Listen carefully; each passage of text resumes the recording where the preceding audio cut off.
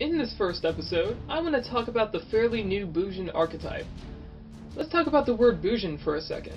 The word Bujin translates to the two words war and god, so the Bujin archetype was originally going to be called the War Gods, but Konami later changed the name over in the TCG because of the fear that the word god would cause an uproar, so they changed it to Bujin. The first Bujin monsters were announced in the pack Judgment of the Light. This included the main Bujin card, Bujin Yamato. Over at YuGiOhCard.com, the website explains the story behind this new card. It states, stripped of his powers and cast from the heavens, the immortal Bujintai Susanoo walks the earth under the mortal guise of Bujin Yamato. His mission? Retrieve the Bujini relics that contain his lost powers. Knowing this, you can assume that Bujin Yamato and Bujintai Susanoo are the same character. Other support cards were also released in the pack, such as Bujini Crane and Bujini Quillin. These are known as the offensive Bujin support. Then there is a card like Bujini Turtle, which is considered a defensive Bujin card. In the next pack, Shadow Spectres, more Bujin support was announced. A new Beast Warrior Bujin monster above all other things. The new Bujin Mikazuchi would change the archetype to make them faster and stronger. Along with the new monster, its upgraded Ixi form was also added, Bujintai Kagutsuchi. In the pack also came more defensive Bujin support cards, the main one being Bujingi Centipede.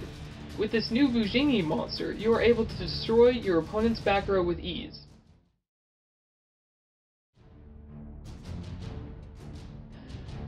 In the latest pack, Legacy of the Valiant, yet another Bujin Beast Warrior was announced, Bujin Arasuda. Along with this new monster, much like the other packs, he was also represented with an Ixi counterpart, Bujintai Tsukiyomi. Bujin Arasuda created many more plays for the Bujin archetype.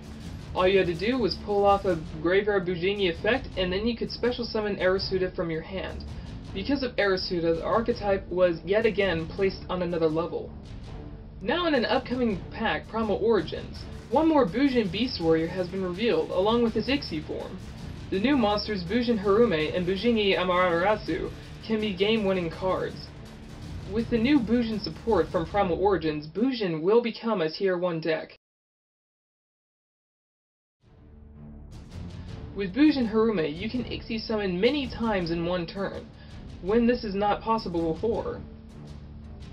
Bujin Harume is a monster that cannot be normal summoned or set. He has to be special summoned by banishing one Bujin monster from your graveyard.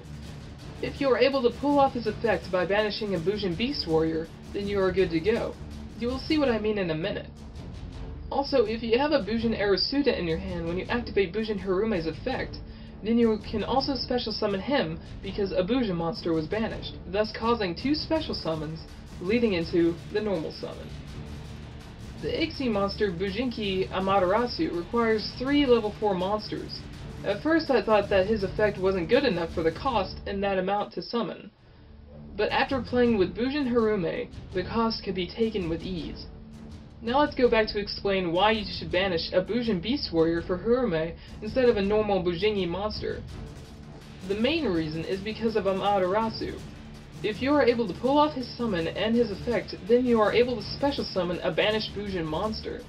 The other reason is to keep the effect of the Bujingi intact and able to be used. Along with the Bujin support cards, there are other cards that should be considered when using the archetype. Cards like Kaiser Colosseum and Vanity's Emptiness are very good cards to main deck in nearly every Bujin format. With the Bujin archetype, you do not want to push unless you can pull up a hard-hitting play. With Kaiser Colosseum, all you have to do is summon a Yamato or set a Bujingi, and then you are good to go. Your opponent is then forced to push an MST play, or summon a single monster and attack, or depending on their deck, they might set a monster as well. In this episode, we are going with the new Bujin Harume build. Because of this new monster, you do not even need a Yamato in play. All you need is for him to support Harume for special summons. Because Heavy Storm being banned from play, we go with the 5 MSTs of the deck, the 3 spell cards, and then the Bujingi Centipede support. Along with the hard-hitting trap defense of the deck, we are able to pull off plays nearly any time we please. I'm going to leave off with some replays of the deck in action. If you enjoyed, please subscribe for more deck lists, archetype study, and gameplay. Also, down in the comments section, please put an archetype you want reviewed and explained. And as always, thanks for watching.